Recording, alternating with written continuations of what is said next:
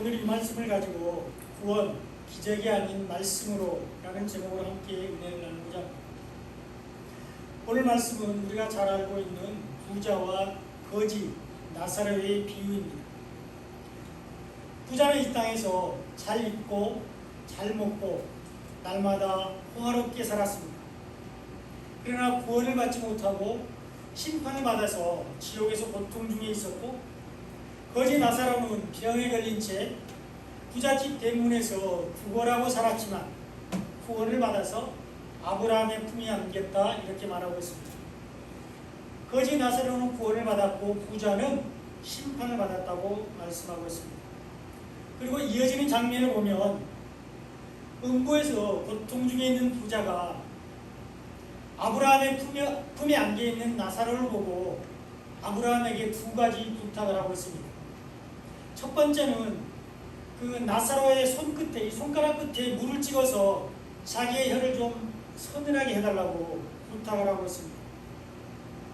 그리고 두 번째는 나사로를 자기 아버지 집에 보내서 아직 살아있는 자기 형제들에게 말해서 제발 자기가 있는 이 음부에, 이 고통받고 있는 지옥에 오지 않게 해달라고 좀 부탁을 하고 있는 것입니다. 부자가 지옥의 뜨거운 불구덩이 속에서 얼마나 고통을 받고 있는지를 잘 보여주고 있습니다. 이 부자는 나사로의 손가락 끝에 있는 그 물 한 방울조차도 간절히 원하고 있습니다. 그리고 자기의 형제들이 지옥에 오면 안 된다고 울부짖고 있습니다. 자기의 사랑하는 형제들이 제발 이 지옥에 오지 않게 해달라고 간절히 아브라함에게 부탁을 하고 있습니다. 잠시 나그네와 같은 이 땅에서 잘 먹고 잘 사는 것이 중요한 것이 아니라 구원을 받는 것이 얼마나 중요한지를 잘 보여주고 있습니다. 예수님은 이 부자와 거지 나사로의 비유를 통해서 누가 구원을 받을 수 있으며 또 어떻게 구원을 받을 수 있는지 잘 우리에게 가르쳐주고 있습니다. 오늘 말씀을 통해서 누가 구원을 받아서 아브라함의 품에 안기게 되는지, 또 우리가 어떻게 구원을 받는지 살펴보면서 은혜를 나누고자 합니다. 첫째로 살펴볼 것은 누가 구원을 받는가 아닙니다. 구원은 심령이 가난한 자가 받습니다. 오늘 보면 22절에 보면 이에 그 거지가 죽어 천사들에게 받들려 아브라함의 품에 들어가고 부자도 죽어 장사되며, 이렇게 기록되어 있습니다. 거지가 죽어서 천사들에게 받들려서 아브라함의 품에 들어갔다, 이렇게 말씀하고 있습니다. 거지가 구원을 받았다고 말씀하고 있습니다. 그의 이름은 나사로입니다. 나사로는 죽어서 아브라함의 품에 안겼습니다. 그런데 오늘 본문에서는 나사로에 대해서 자세히 설명해 주고 있지 않습니다. 나사로가 어떤 사람인지, 또 어떤 삶을 살았는지, 나사로가 어떤 믿음을 가졌는지 자세히 설명해 주고 있지 않습니다. 다만 그는 부자의 대문 앞에 버려진 거지라고 말하고 있습니다. 그리고 헌대투성이라고 말하고 있는데 육체의 질병 가운데 있었음을 말하고 있습니다. 그리고 심지어 개들이 와서 그 헌대를 핥았다, 이렇게 오늘 본문에서 말하고 있습니다. 오늘 본문 20절로 21절에 보면 그런데 나사로가 이름하는 한 거지가 헌대투성이로 그의 대문 앞에 벌어진 채 그 부자의 산에서 떨어지는 것으로 배불리려 하며 심지어 개들이 와서 그 헌대를 핥더라, 이렇게 기록되어 있습니다. 나사로는 오직 가난한 거지였습니다. 나사로가 한 일은 오직 부자의 상에서 떨어지는 부스러기를 먹는 것이었습니다. 나사로는 가진 재물이 없었습니다. 나사로는 스스로 양식을 구할 돈이 없었습니다. 나사로는 가난했습니다. 그래서 그는 부자의 상에서 떨어지는 부스러기를 먹었습니다. 그가 한 일은 아무것도 없습니다. 다만 그는 부자의 상에서 떨어지는 부스러기를 먹었을 뿐입니다. 그런데 나사로에게 자비를 베푸셔서 부스러기를 남겨준 부자는 음부에 들어갔고, 단지 그 부자의 상에서 떨어지는 부스러기를 먹은 나사로는 아브라함의 품에 들어갔다, 이렇게 말하고 있습니다. 가난한 거지에게 사랑을 베푼 부자는 심판을 받아서 음부에 들어갔고, 부자의 상에서 떨어지는 것으로 배를 채웠던 나사로는 구원을 받았다고 말하고 있습니다. 오늘 본문에서는 구원을 위해서 나사로가 한 일에 대해서 말하고 있지 않습니다. 또한 부자가 심판받는 이유에 대해서도 설명해 주지 않고 있습니다.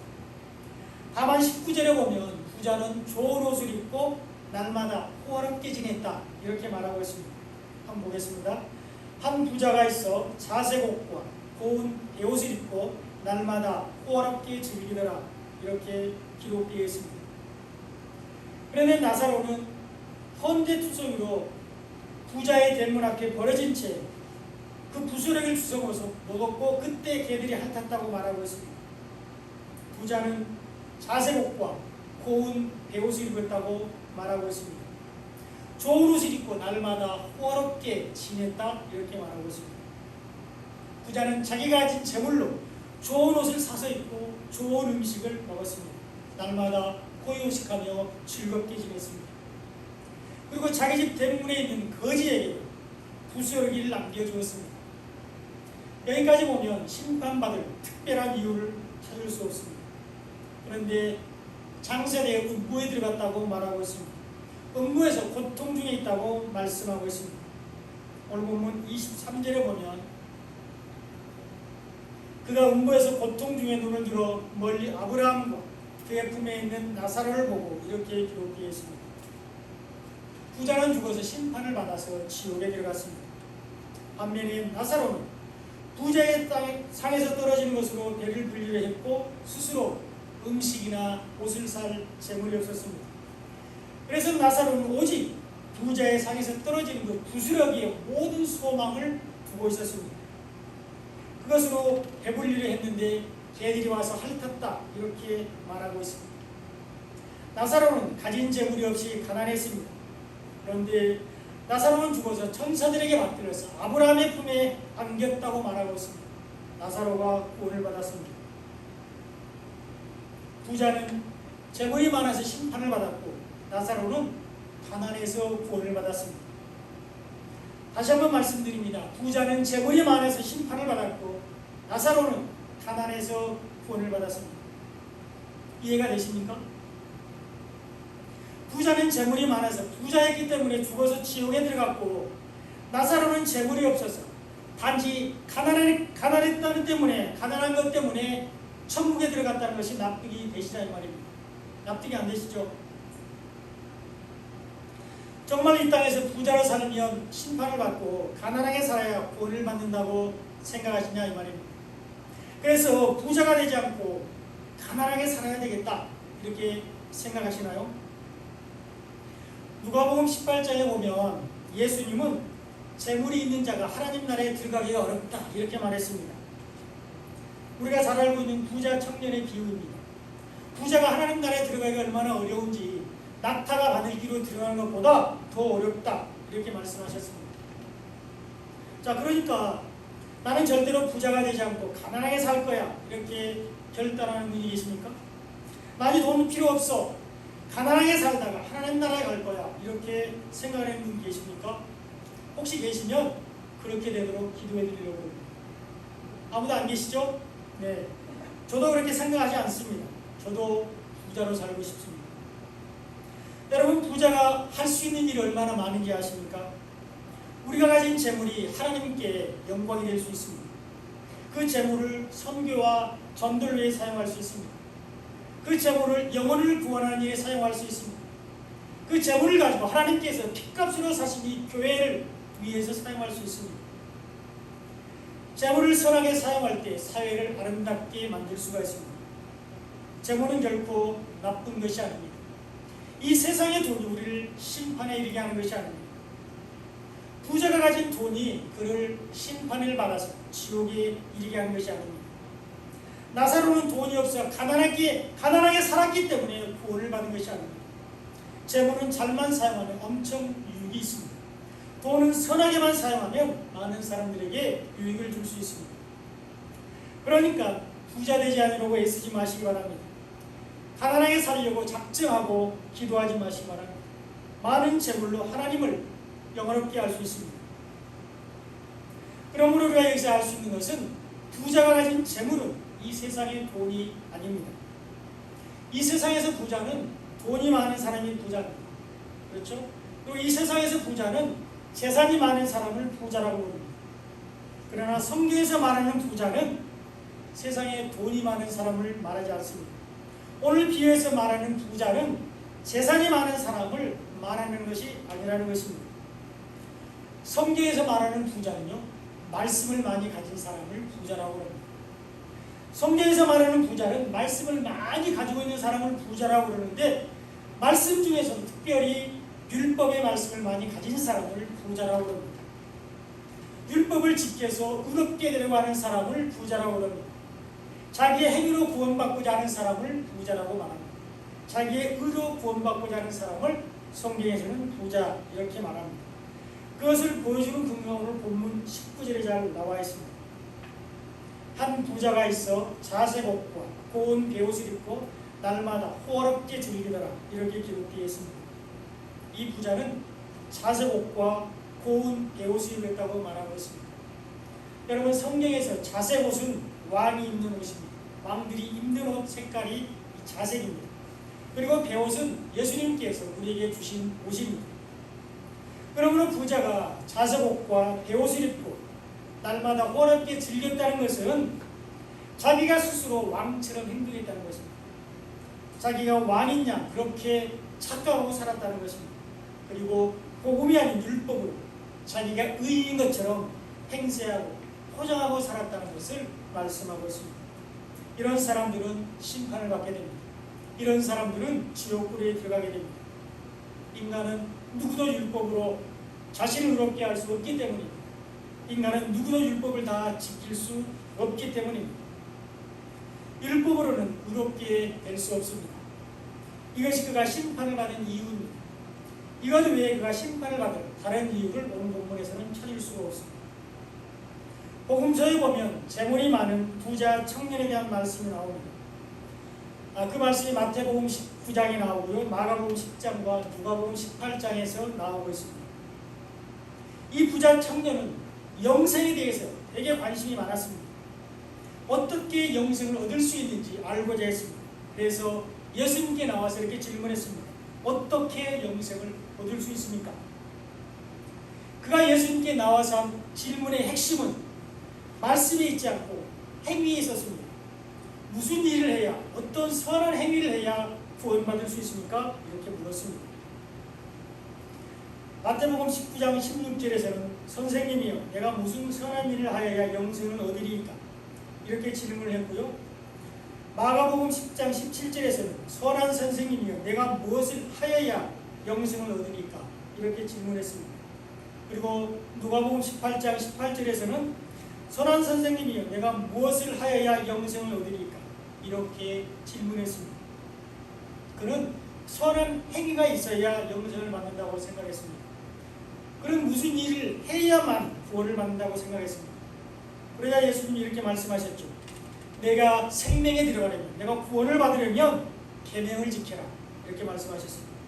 그것이 마태복음 19장 18절로 19절에 있습니다. 살인하지 말라, 간음하지 말라, 도둑질하지 말라, 거짓 증언하지 말라, 내 부모를 공경하라, 내 이웃을 내 자신과 같이 사랑하라 이렇게 말씀하셨습니다. 10계명에 나와 있는 말씀이죠. 예수님께서 이 청년에게 이 계명들을 지키라고 말씀하셨습니다.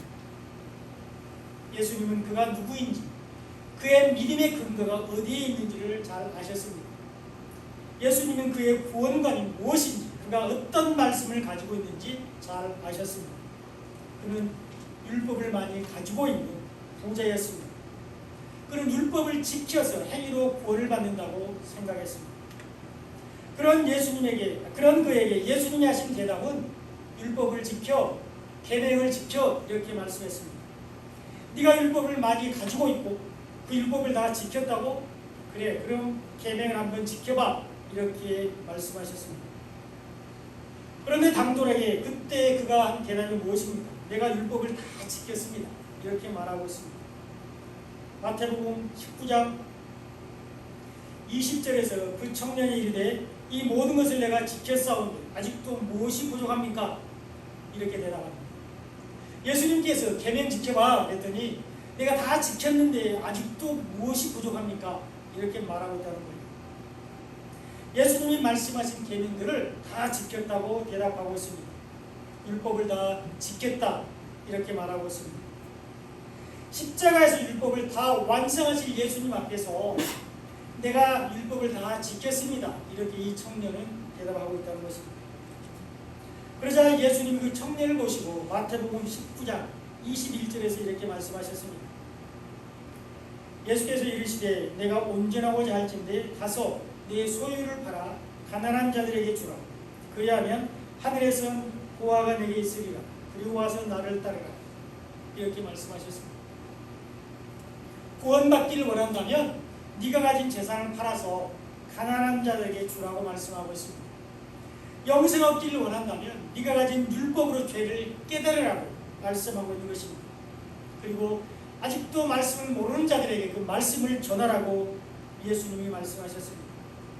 그러나 이 청년은 예수님의 말씀을 듣지 않고 돌아갔습니다. 마태복음 19장 22절에 보면 그 청년이 재물이 많음으로 이 말씀을 듣고 근심하며 가니라 이렇게 기록되어 있습니다. 그 청년은 재물이 많음으로 근심하여 돌아갔는데 그가 가진 재물은 바로 율법을 말하고 있습니다. 예수님은 그 청년이 가진 돈, 우리가 말하는 재산을 나눠주라고 얘기하지 않았습니다. 예수님은 그런 거에는 관심이 없습니다. 예수님은 이 세상에서 재산을 나누는 자로 이 땅에 오신 것이 아닙니다. 예수님은 그가 가진 율법, 생명의 말씀을 다른 사람들에게 전하라고 말씀하셨습니다. 그런데 이 청년은 근심하고 돌아갔습니다. 율법은 남을 긍휼히 여기는 마음이 없습니다. 오직 나를 위해서 지키고 나를 위해서 절제합니다. 그리고 율법은 남에 대한 배려가 없습니다. 남과 절대로 나누지 않습니다. 이것이 하나님을 사랑하지 않는 것이고 이것이 이웃을 사랑하지 않는 것이 됩니다. 그러므로 율법으로는 구원을 받을 수 없는데 마태복음 19장 23절에서 이렇게 말씀하십니다. 예수께서 제자들에게 이르시되 내가 진실로 너희에게 이르노니 부자는 천국에 들어가기가 어려우니라 이렇게 말씀하셨습니다. 율법으로는 천국에 들어갈 수 없습니다. 반면에 성경에서 말하는 가난한 자는 율법에 말씀이 없는 자를 말합니다. 성경에서 말하는 가난한 자는 율법을 버린 사람들을 말씀하고 있습니다. 율법을 다 지킬 수 없음을 깨닫는 자가 가난한 사람입니다.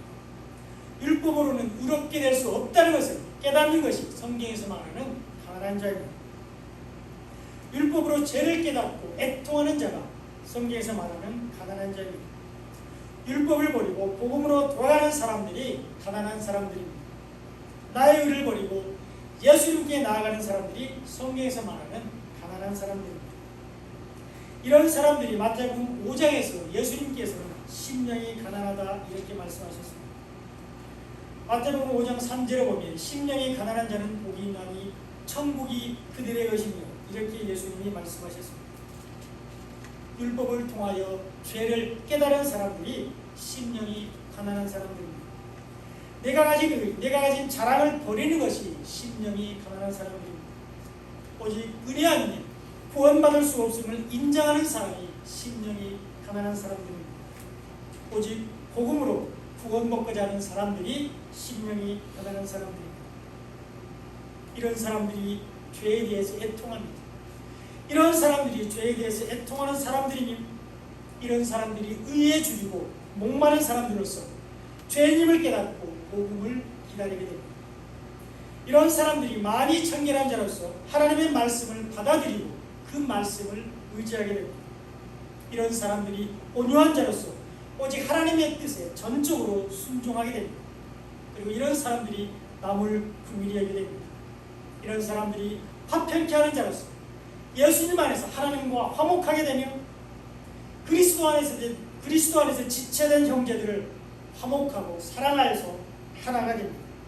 이런 사람들이 복음을 위하여 받는 고난을 인내하며 소망 중에 믿음으로 기다리게 됩니다. 그리고 정금 같은 믿음을 가지고 주님을 바라보게 됩니다. 이것이 예수님께서 모세의 시내산 율법을 복음으로 바꿔주신 우리가 잘 아는 산상수훈입니다. 이것이 우리가 잘 알고 있는 팔복의 말씀입니다. 이 팔복은 8가지 복이 아니라 결국은 한 가지 복을 말씀하고 있는데요. 오직 복음으로 구원받는다는 것을 말씀하고 있습니다. 이런 사람들을 성경은 가난한 자 이렇게 말하고 있습니다. 이런 사람들을 복이 있는 사람이라고 말씀하고 있습니다. 구원은 심령이 가난한 자가 받습니다. 두 번째로, 그러면 어떻게 구원을 받을 수 있을까요? 구원은 복음의 말씀을 믿음으로 받습니다. 히브리서 11장 6절에 보면 믿음이 없이는 하나님을 기쁘시 하지 못하나니 하나님께 나아가는 자는 반드시 그가 계신 것 또한 그가 자기를 찾는 자들에게 상 주시는 이심을 믿어야 할지니라, 이렇게 말씀하고 있습니다. 믿음이 없이는 하나님을 기쁘시게 하지 못한다고 말씀하고 있습니다. 믿음이 없이 하나님께 나아가는 것을 하나님은 기뻐하지 않는다고 말씀하고 있습니다. 하나님께 나아가기 위해서는 반드시 우리가 믿음을 가지고 나아가야 됩니다. 그리고 하나님이 계시다는 것을 믿는 것이 믿음이라고 말씀하고 있습니다. 하나님은 믿음으로 나아가는 자를 반드시 구원하신다는 것을 믿는 것이 믿음입니다. 이것은 당장 우리 지금 눈앞에 보이진 않지만 반드시 이루어질 우리가 바라는 것들의 실상입니다. 이것이 하나님을 기쁘시게 하는 믿음입니다. 믿음은 복음의 말씀을 들으면서 납니다. 로마서 10장 17절을 같이 한번 읽어보겠습니다. 시작. 그러므로 믿음은 들음에서 나며 들음은 그리스도의 말씀으로 말미암았느니라. 아멘. 말씀을 들어야 믿음이 생긴다고 말씀하고 있습니다. 우리가 말씀을 들을 때 그 말씀이 우리의 마음에 심겨지고 그 말씀이 우리 안에서 생명이 돼서 믿음이 생기는데, 이것이 옥토밭에 떨어지면 30배와 60배와 100배의 열매를 맺게 되는 것입니다. 말씀을 들을 때 믿음이 생깁니다. 그리고 우리가 들어야 할 말씀은 바로 그리스도의 말씀입니다. 들음은 그리스도의 말씀으로 말미암는다, 이렇게 말하고 있습니다. 우리가 들어야 할 말씀은 그리스도의 말씀입니다. 우리가 들었을 때 믿음이 생기는 말씀은 그리스도의 말씀입니다. 우리가 예수님의 말씀을 들을 때 믿음이 생기는데, 예수님께서 이 땅에 사신 말씀이 바로 복음입니다. 예수님께서 산상수훈을 통해서 우리에게 하신 말씀이 복음입니다. 최종적으로 예수님께서 십자가에서 모든 율법을 복음으로 바꾸시고 그 복음을 우리에게 주셨습니다. 그러므로 우리는 이제 율법의 무거운 멍에를 벗고 복음 안에서 자유할 수 있습니다.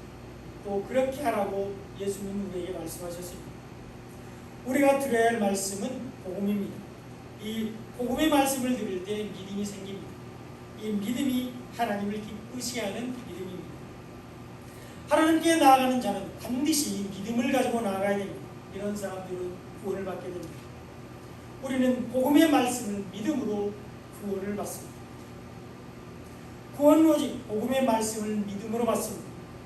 기적이나 표적으로는 구원을 받을 수 없습니다. 은사로는 구원을 받을 수가 없습니다.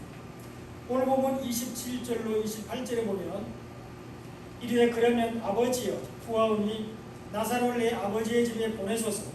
내 형제 다섯이 있으니 그들에게 증언하게 하여 그들로 이 고통받는 곳에 오지 않게 하소서.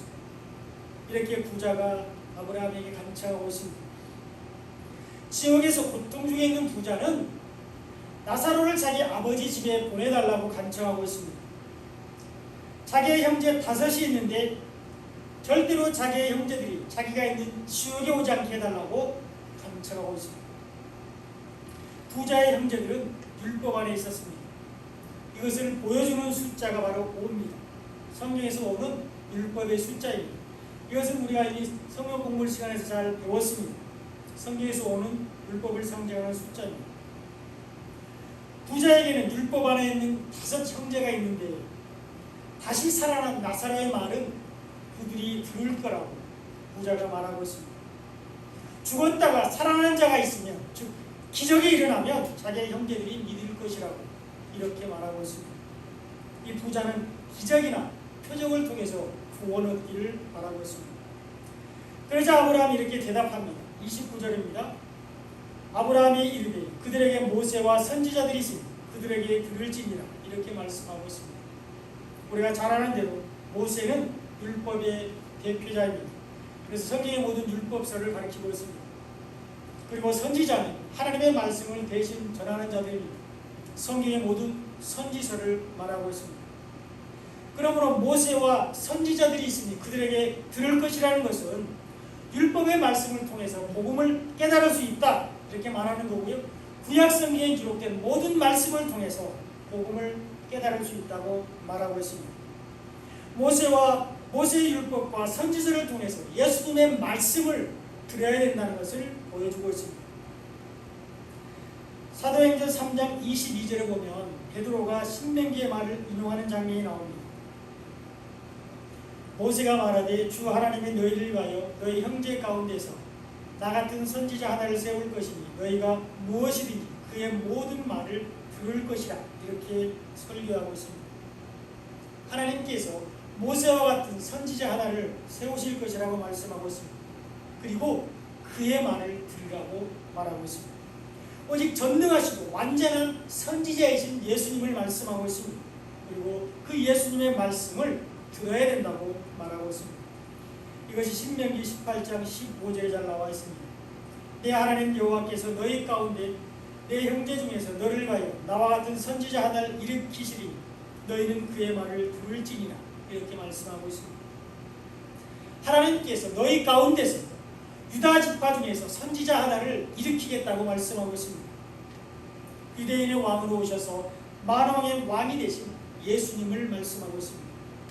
그리고 하나님은 우리에게 예수님의 말씀을 들으라고 명령하고 있습니다. 예수님의 말씀이 복음이기 때문입니다. 구원은 오직 예수님의 말씀인 복음을 듣고 믿어야 받을 수 있습니다. 우리는 복음서에 나오는 변화산 사건을 잘 알고 있습니다. 거룩하고 영광스러운 모습에 변화된 예수님은 잠깐 동안 모세와 엘리야와 함께 계셨습니다. 모세와 엘리야는 잠시 동안 마치 그림자와 같이 예수님과 함께 있다가 사라졌습니다. 율법과 선지자는 예수님의 그림자요 모형이라는 것을 잘 말씀해주고 있습니다. 구약의 모든 율법서와 선지서들이 다 예수님을 가리키고 있다는 것을 보여주고 있습니다. 그러므로 모든 성경에서 우리는 예수님을 발견하고 십자가를 발견하고 모든 말씀을 통해서 복음을 발견해내는 얘기입니다. 그림자와 모형은 실체를 가리키는 화살표일 뿐입니다. 그림자와 모형이 있어서 실체를 만드는 것이 아니라 실체가 있기 때문에 그림자요 모형이 존재하게 되는 것입니다. 참 형상인 실체가 존재하기 때문에 모형이요 그림자가 생기는 것입니다. 하나님은 모형이요 그림자인 엘리야와 모세를 감추셨습니다. 그리고 오직 구원의 실체이신 예수님만 제자들 앞에 서 계셨습니다.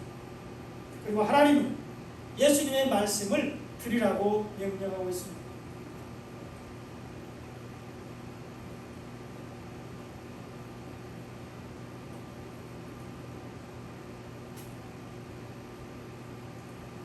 마태복음 7장 15절에서 이렇게 말합니다. 말할 때에 호련히 빛나는 구름이 그들을 덮으며 구름 속에서 소리가 나서 이르되 이는 내 사랑하는 아들이요 내 기뻐하는 자니 너희는 그의 말을 들으라 이렇게 말씀하고 있습니다.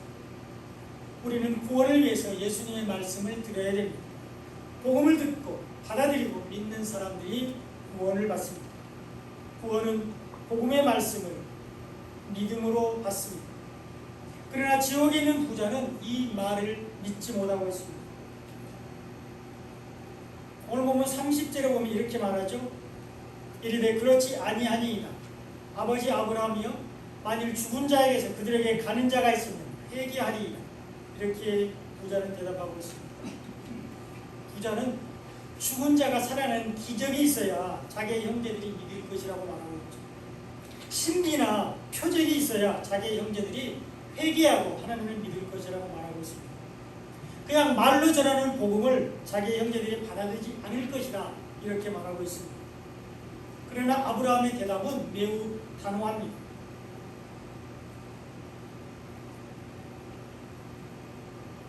이르되 모세와 선지자에게 듣지 아니하면 비록 죽은 자 가운데서 살아난 자가 있을지라도 권함을 받지 아니하리라 이렇게 아브라함이 대답하고 있습니다. 모세와 선지자에게 듣지 아니하면 죽었다가 살아난 자가 전하는 말도 듣지 않을 것이라고 강하게 말하고 있습니다. 성경의 말씀을 믿지 아니하면 구원받을 수 없다고 말하는 것입니다. 복음의 말씀을 믿지 아니하면 영생을 얻을 수 없다고 말하는 것입니다. 기적이나 표적으로는 구원받을 수 없다고 말하고 있습니다. 오직 말씀을 믿음으로 구원받을 수 있다고 말하는 것입니다. 오직 복음을 믿음으로 영생받을 수 있다 이렇게 말하고 있습니다.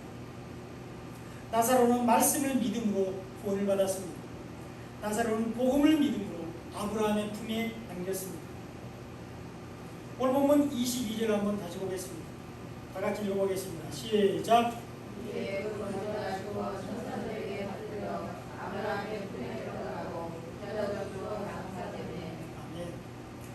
거지가 죽어서 구원을 받았는데 오늘 본문에 보면 하나님의 품에 안겼다 이렇게 말하지 않고요. 아브라함의 품에 안겼다 이렇게 말하고 있습니다.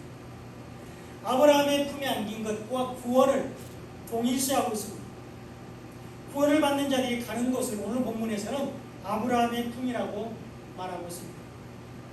거지가 믿음으로 구원을 받았다는 것을 상징적으로 보여주고 있습니다. 이 거지가 구원받은 것은 오직 믿음으로 구원받았다 이것을 말하고 싶어서 아브라함의 품에 안겼다 이렇게 말하고 있습니다. 오직 구원은 믿음으로 받는다는 것을 말씀하고 있습니다. 창세기 15장 6절에 보면 아브라함이 여호와를 믿으니 여호와께서 이를 그의 의로 여기시고 이렇게 말씀하고 있습니다. 하나님은 아브라함을 의로 여기셨는데 아브라함을 믿음으로 의롭다 이렇게 인정해 줬다는 것입니다. 아브라함은 하나님의 믿음으로 의롭다 하심을 받았습니다. 그렇게 하나님을 믿는다는 것은 예수님을 믿는다는 것을 말씀하고 있고요. 예수님을 믿는다는 것은 예수님의 말씀을 믿는다는 것을 말합니다. 그리고 예수님이 우리에게 주신 말씀이 바로 복음입니다. 그러므로 아브라함은 복음의 말씀을 믿음으로 의롭게 되었습니다. 로마서 4장 13절에 보면 아브라함이나 그 후손에게 세상의 상속자가 되리라고 하신 언약은 율법으로 말미암은 것이 아니오 오직 믿음의 의로 말미암은 것이냐 이렇게 기록되어 있습니다. 아브라함이 믿음의 조상이 된 것은 오직 믿음의 의로 된 것이라고 말씀하고 있습니다. 아브라함은 오직 믿음으로 구원받은 모든 사람들의 상징이 되었습니다. 오직 믿음으로 구원받은 자들이 영적인 아브라함의 자손입니다. 거지는 죽어서 아브라함의 품에 안겼습니다. 거지는 믿음으로 구원을 받았습니다. 이제 말씀의 결론입니다. 구원은 심령이 가난한 자가 받습니다. 심령이 가난한 것은 율법이 없는 것, 율법이 빠진 것을 말합니다. 죄인임을 깨닫고 복음으로 나아가는 자들이 심령이 가난한 자들입니다. 그리고 심령이 가난한 것은 율법을 버리고 오직 복음 안에 거하는 것을 말하고 있습니다. 구원은 나의 의가 아니고 오직 십자가의 은혜로 받는다는 것을 아는 것이 그것을 믿는 사람들이 심령이 가난한 사람들입니다. 구원은 심령이 가난한 자가 받습니다. 그리고 구원은 복음의 말씀을 믿음으로 받습니다. 기적이나 은사로는 구원받을 수 없습니다. 표적으로는 구원을 받을 수 없습니다. 구원은 복음의 말씀을 믿음으로 받습니다. 구원은 성경에 기록된 하나님의 말씀을 믿음으로 받습니다. 구원은 예수님께서 십자가에서 우리에게 주신 복음의 말씀을 믿음으로 받습니다. 사랑하는 여러분, 우리 모두 심령이 가난한 자가 되어서 오직 말씀을 믿음으로 아브라함의 품에 안기는 축복을 받으시기 바랍니다. 오직 복음을 믿음으로 예수님이 준비하신 처소에 들어가는 축복을 받으시기 바랍니다. 오직 믿음으로 하나님께 나아가며 오직 믿음으로 영생을 선물로 받는 축복을 누리시기를 예수님의 이름으로 축원드립니다.